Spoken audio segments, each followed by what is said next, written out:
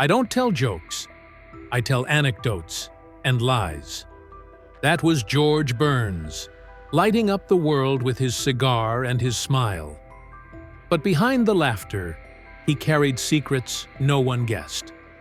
For decades, everyone assumed his fortune of over $30 million would be divided between his two children. Yet, when George made his final decision, it came as a shock to everyone. Children left out.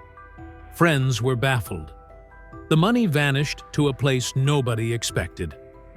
Before we see the end of this story, we need to rewind. A boy from a cramped New York apartment, shining shoes, struggling through hunger and cold, dreaming of the stage.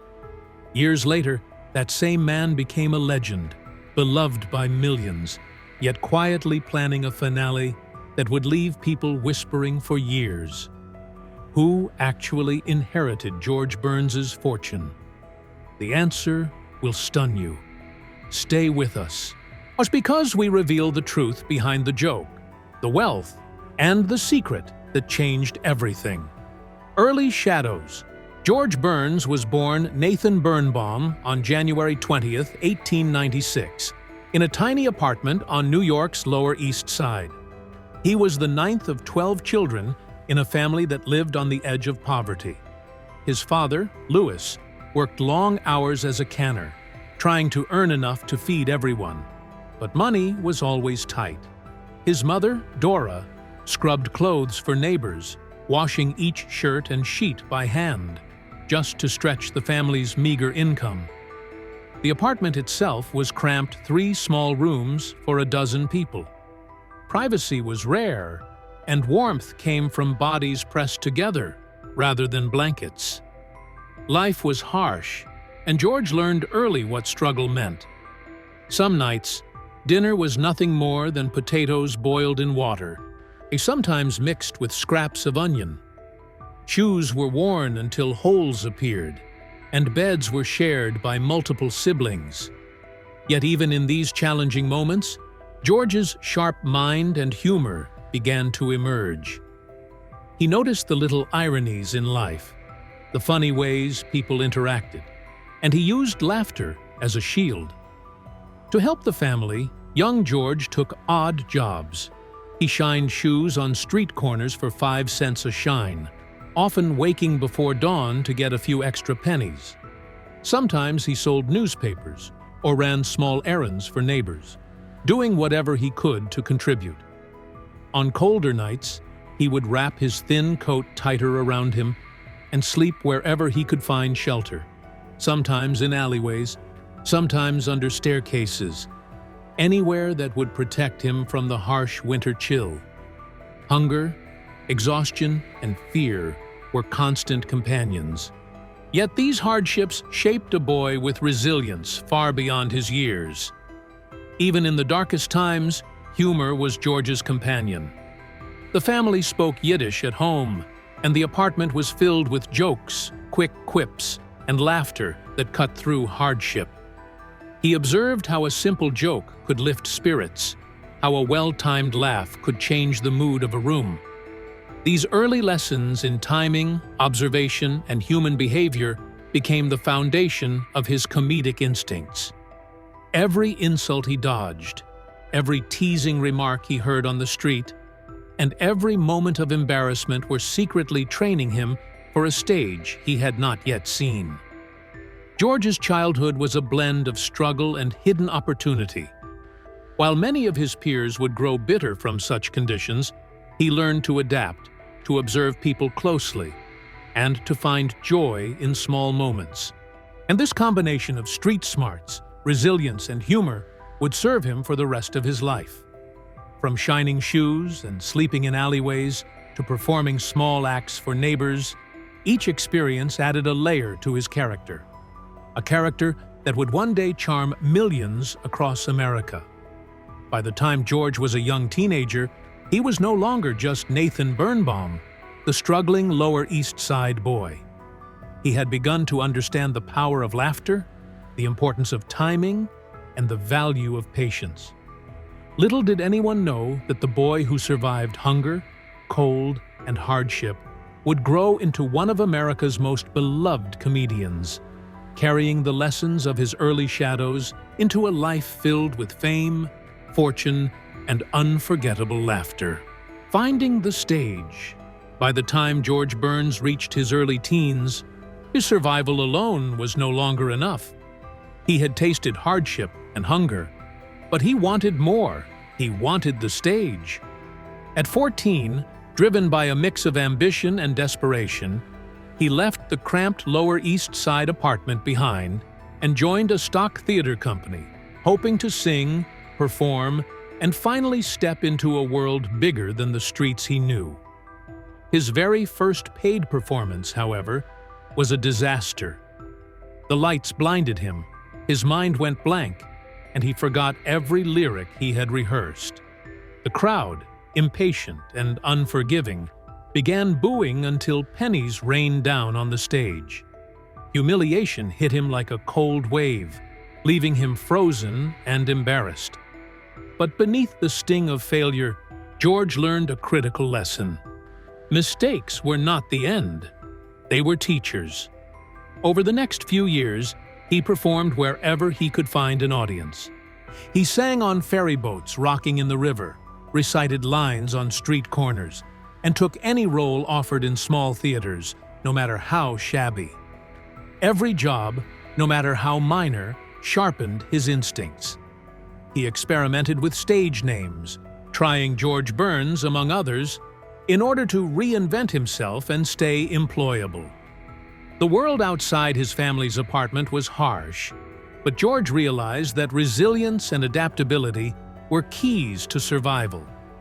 Each setback, whether his sisters left unexpectedly, or he lost the little money he had, or a theater owner cheated him, added to his growing understanding of timing, improvisation, and human behavior. When World War I arrived, George found an unexpected stage.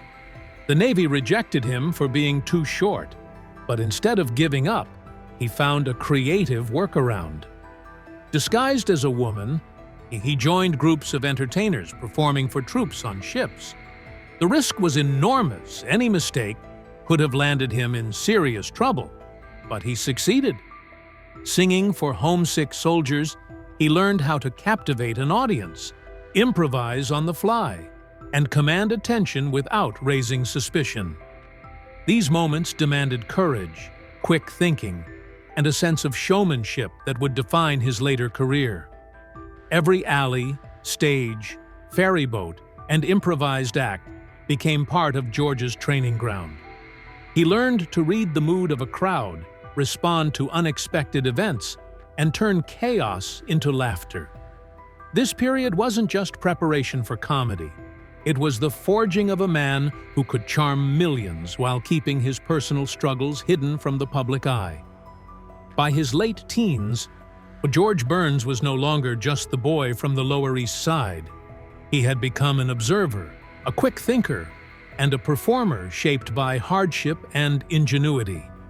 These years of trials, missteps, and daring improvisation were building the foundation of a legendary career, one that would later bring laughter and joy to audiences across the country, all while keeping George's true thoughts and personal life largely his own secret.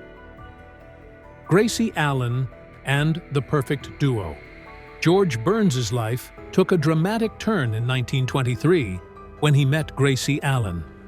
She wasn't just another performer passing through the vaudeville circuit, she was a force of nature, a spark that could light up any stage. At their first meeting, George had no idea that this encounter would change everything. He had been performing for years, experimenting with timing, jokes, and stagecraft. But the rhythm he discovered with Gracie was unlike anything he had experienced. While George was meant to be the funny man, the audience's attention naturally gravitated to Gracie. Her innocent confusion, her unique voice, and the perfect pauses she took caused laughter to ripple through the crowd, leaving George stunned and, in a way, humbled. That night, he realized he didn't need to outshine her. He needed to adapt. Overnight, he adjusted his style, learning to let her brilliance take center stage while he played the patient, observant partner who guided the act subtly. Their professional partnership soon evolved into a personal one. In January 1926, George and Gracie married, intertwining their lives on and off stage. This union was more than romance. It was a merging of talent and vision. A partnership that would dominate vaudeville circuits, radio waves, and later television screens for decades. Together, they were unstoppable, blending sharp wit with warmth, spontaneity with timing. Audiences loved their banter, never knowing how much preparation and effort went into crafting each laugh. But behind the humor, life was far from simple. Gracie experienced fainting spells during performances, accidents on stage were frequent, and the relentless schedule of touring cities across the country tested their endurance. Yet, despite these challenges, George and Gracie persevered, turning obstacles into opportunities and failures into lessons that strengthened their act. What set them apart was George's ability to weave real life into comedy. He learned early on that personal experiences could become material for laughter, provided it was handled cleverly. Emergencies, stunts gone wrong, or even small accidents became comedic gold. There was a balance to be struck. The audience laughed at their routines, but behind the scenes, George carefully managed risks and ensured that Gracie remained safe. This balance between personal vulnerability and public performance became a hallmark of their duo. Their partnership taught George invaluable lessons beyond comedy. He learned patience, trust, and the importance of supporting those who truly mattered. Observing Gracie's brilliance made him understand that success was not about claiming every spotlight, but about knowing who deserved to shine. This philosophy would later influence how he approached his wealth, his legacy, and even the surprising decisions he made about who would inherit his fortune. And every laugh they shared on stage carried the weight of dedication, love, and an unspoken understanding that some things, like talent, trust, and loyalty, were priceless. By the late 1920s, George and Gracie had become a sensation, blending life, love, and laughter in a way that no one else could. The lessons from these years would echo throughout George's long career, shaping not just the comedian he became, but the man who valued people over possessions, insight over spectacle, and true partnerships over fleeting fame. Hollywood and the Empire. By the 1930s, George Burns and Gracie Allen had left the vaudeville stage behind and stepped into the bright, uncharted worlds of radio and then television.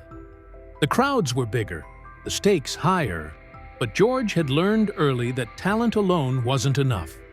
Strategy, timing, and sharp observation were just as important. Their shows weren't just about laughs. They were carefully crafted performances, a perfect blend of humor, timing, and subtle improvisation that kept audiences coming back week after week. The fame they earned translated into real financial success, something few performers of the era could claim. While many entertainers spent every paycheck on lavish lifestyles, George quietly invested his money, always thinking ahead. During the Great Depression, when theaters were closing and careers were ending, he bought foreclosed properties for pennies on the dollar. These investments, invisible to the public eye, became a safety net that protected the duo's fortune when the world seemed to be collapsing around them. Their Hollywood career further cemented their status. See films like Two Girls and a Sailor brought in millions at the box office, and later projects, including Oh God, introduced George to a whole new generation of fans.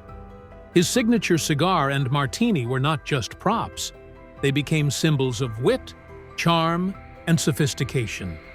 Yet behind the image, it was George's intelligence, timing, and ability to read people that truly set him apart. He could turn almost any situation whether on film, radio, or live stage, into gold. Even into his 90s, George performed sold-out shows in Las Vegas, proving that age could not diminish his energy, his humor, or his connection with audiences. Each performance was a testament to a life shaped by early struggle, careful planning, and a relentless dedication to craft. Despite the empire he built, George maintained control over his private life. He had faced betrayal, heartbreak, and profound loss, none more significant than Gracie's death in 1964. Her passing left a void, but it also shaped George's philosophy about relationships, loyalty, and the people he truly valued. Money, fame, and material possessions were secondary to trust, respect, and the bonds he built with those who mattered most. These lessons later influenced the surprising decisions he made about his fortune, ensuring that it reflected his values rather than blind tradition or family expectation. George's story in Hollywood wasn't just one of fame or fortune. It was a story of resilience, patience, and careful calculation. From vaudeville stages to radio studios to the bright lights of Hollywood, and finally to Las Vegas stages filled with adoring fans, he proved that true success is measured not just by wealth or applause, but by how you navigate challenges, protect what matters, and create something lasting. Every step of his empire, from clever investments to unforgettable performances, was built on lessons learned in alleys, ferry boats, and small theaters long before he ever reached stardom. In every city, on every stage, George Burns left an imprint of genius tempered with humanity, a reminder that even in the most glittering career, life's hard lessons shape the legacy you leave behind. The fortune revealed. When George Burns passed away quietly on March 9, 1996, the world expected the usual: children inheriting the fruits of a lifetime spent in show business. After all, here was a man who had built a fortune exceeding $30 million through decades of relentless work on stage, radio, on television, and film. But George had other plans that shocked friends, family, and fans alike. Contrary to what many assumed, his two adopted children received nothing, not a single dollar. The $30 million estate didn't go to family trusts or private accounts. Instead, George's wealth was distributed to a carefully selected group of charities, medical centers, and institutions that reflected his values, his gratitude, and the causes he had long supported quietly, often away from the public eye. Those who truly knew George understood why. His life had been defined by resilience, loyalty, and the understanding that some gifts are bigger than money. He had survived poverty, hardship, heartbreak, and loss, yet he never lost his humor or perspective. He saw the world through a lens shaped by decades of experience, laughter, and observation. To him, wealth wasn't merely for family inheritance or personal indulgence. It was a tool to make a meaningful impact, to touch lives beyond the stage, beyond the bright lights of Hollywood, and beyond the applause of countless fans. The decision to bypass his children was not hasty or cruel. It was intentional, in line with a man who had always done things on his own terms. Those who observed him closely knew George Burns as clever, independent, and unafraid to challenge expectations. Even in death, he maintained that independence. He used his fortune to give back, supporting medical institutions, cultural organizations, and social causes that had left an imprint on his life and career. In many ways, his final act mirrored the man he had been: surprising, thoughtful, and full of lessons that went beyond comedy. The twist of leaving nothing to family sparked curiosity, whispers, and even criticism at the time. But it also highlighted a profound truth about George. He had always prioritized choice, control, and values over tradition. His estate, in a sense, became a final statement, a reflection of a lifetime spent not just earning, but observing, learning, and deciding what truly mattered. It showed that legacies are not only measured in dollars, but in decisions, principles, and the lives one touches along the way. George Burns's fortune, then, was more than money, it was a message.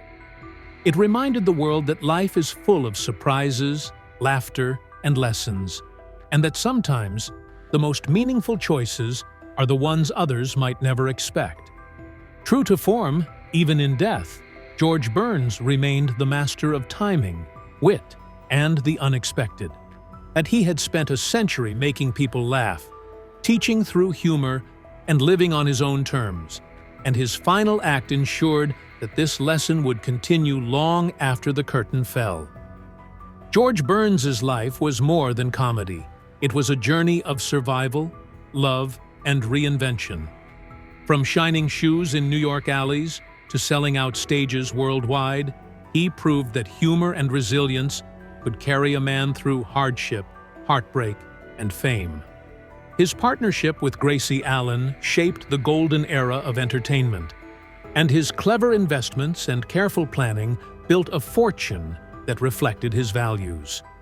When George left his $30 million estate to charities and medical institutions instead of his children, he surprised the world, but those who truly understood him saw the wisdom behind the choice.